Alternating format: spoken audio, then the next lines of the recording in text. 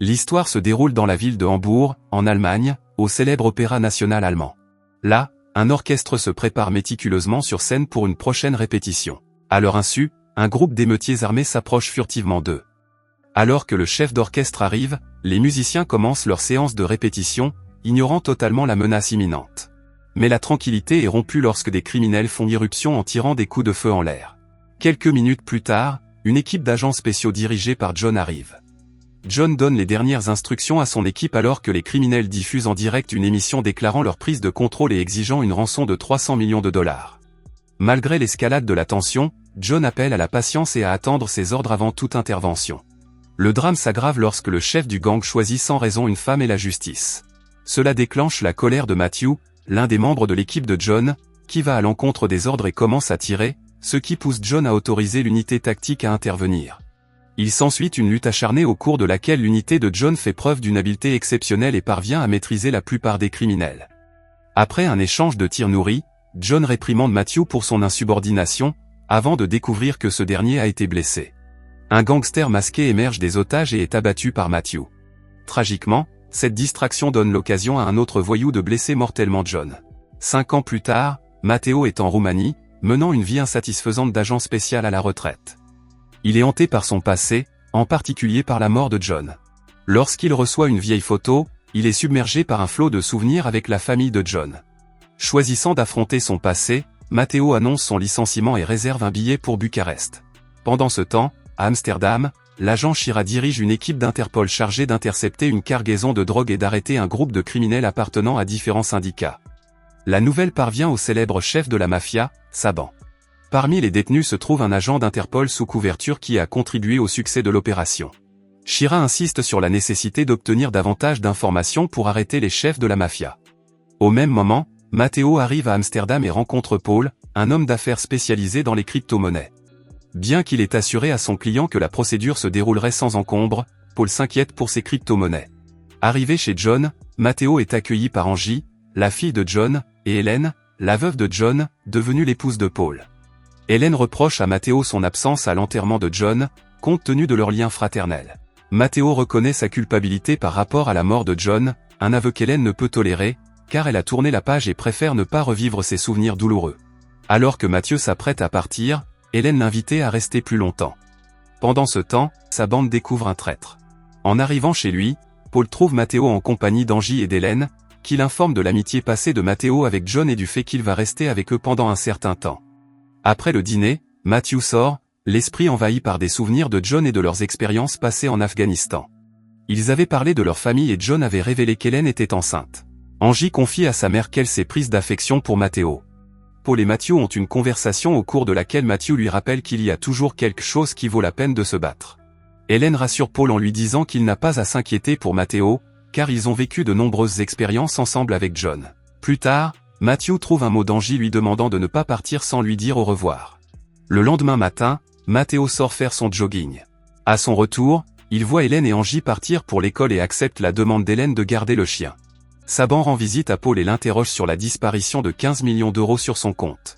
Paul tente de le calmer en attribuant le problème à un petit accro sur le marché des crypto-monnaies, promettant une résolution rapide. Paul demande un jour de plus, mais Saban lui rappelle sévèrement qu'il ne dispose que de 24 heures. Alors que Saban s'en va, un agent d'Interpol en civil suit ses mouvements. Mais ils sont conscients d'être suivis. De retour chez lui, Matteo, quelque peu désabusé par la vie, s'adonne à des travaux de menuiserie. Hélène l'invitait à une sortie en famille où il s'amuse, notamment avec Angie. Paul, inquiet, rentre chez lui, angoissé, et confie seulement à Hélène qu'il a des comptes à régler, cachant la vérité sur Saban. Matthew poursuit son entraînement physique, ignorant la découverte choquante d'un corps assassiné suspendu à un pont. La victime, identifiée comme la taupe qui collaborait avec Interpol, a été assassinée par les hommes de Saban. À l'annonce de la nouvelle, Shira et son partenaire se précipitent sur les lieux du crime, tandis que Matteo se met à la menuiserie. Les informations font état d'un krach des crypto-monnaies, tandis que Paul reçoit un appel de Saban pour son argent. Malgré l'urgence, Paul l'assure d'une solution, ce qui pousse Saban à envoyer ses hommes pour résoudre le problème. Shira et son partenaire en déduisent que les mafieux ont délivré un message.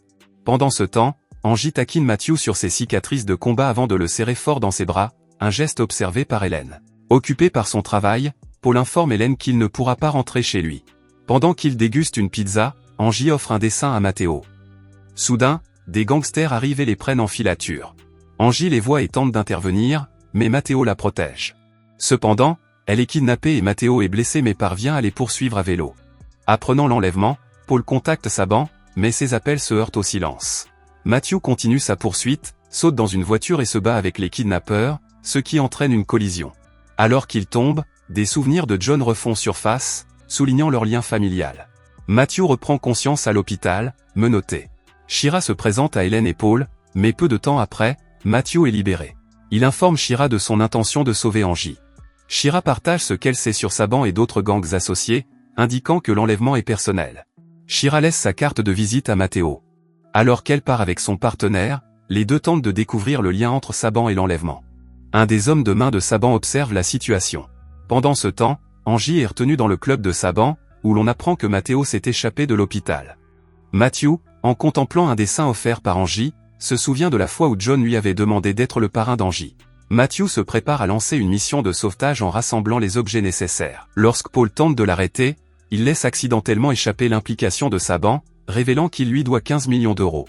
Armé des armes de John, Matthew demande à Paul d'appeler Saban et de le convaincre d'échanger Angie contre l'argent. Saban accepte le marché et indique un chantier pour l'échange. Matteo promet à Hélène de ramener Angie saine et sauve. Matteo réquisitionne la voiture du partenaire de Shira et organise un rendez-vous avec Paul. Matteo arrive à l'endroit prévu, où il rencontre les gangsters de Saban. Il demande à voir Angie, mais on l'informe qu'elle n'est pas là. L'accord prévoyait de ne remettre l'argent que pour garantir la vie d'Angie. Les gangsters s'emparent de force de son sac, mais après inspection par le contremaître, on découvre qu'il s'agit d'une bombe.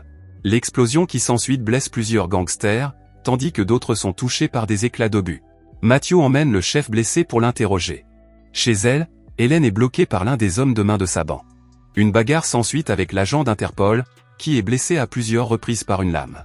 Seul le coup de feu d'Hélène fait fuir l'agresseur. Pendant ce temps, Paul fait ses valises en toute hâte. Matthew retient et torture le gangster capturé pour savoir où se trouve Angie. Le gangster finit par se rendre et révéler sa position. Hélène s'occupe de l'agent d'Interpol blessé. Cependant, lorsque l'agent demande de l'aide à Paul, ce dernier l'ignore froidement et s'en va. Alors que Paul se dirige vers sa voiture, l'un des hommes de main de Saban, embusqué dans la voiture, le tue. Shira arrive sur les lieux alors que l'homme de main s'éloigne et réconforte son partenaire en l'assurant d'une future médaille pour sa bravoure. Matthew demande à Shira d'organiser des renforts pendant qu'il entreprend la mission de sauvetage. Saban, préoccupé par l'absence de nouvelles de ses hommes, s'adresse à Angie et lui demande si Matthew viendra à son secours. Confiante, elle répond par l'affirmative. Lorsque Matthew arrive au club, les gardes du corps tentent de lui barrer la route. Une confrontation s'ensuit et Shira se joint à la mêlée, aidant Matteo à neutraliser ses adversaires. Saban décide de s'enfuir tandis que Shira et les renforts mettent hors d'état de nuire les gangsters restants. Lorsque Matteo et Shira les rejoignent, un combat féroce s'engage, tandis que Saban s'échappe avec Angie. Le combat continue, mais Matteo décide de poursuivre Saban seul. Lorsqu'il se retrouve face à Saban, qui retient Angie en otage, Matteo est averti qu'il ne doit pas s'approcher sous peine de voir Angie se faire tirer dessus. Soudain, Matteo lance une lame dans le cœur de Saban. Bien que Saban réussisse à tirer sur Matthew avant de mourir, Matthew survit à sa blessure et Angie se précipite à ses côtés. 6 mois plus tard, Angie et Hélène se demandent si Matteo reviendra un jour, car on le voit seul sur un bateau en train de naviguer. Merci d'avoir regardé. Si vous avez aimé la vidéo et que vous souhaitez aider la chaîne à grandir, laissez un like, un commentaire et abonnez-vous.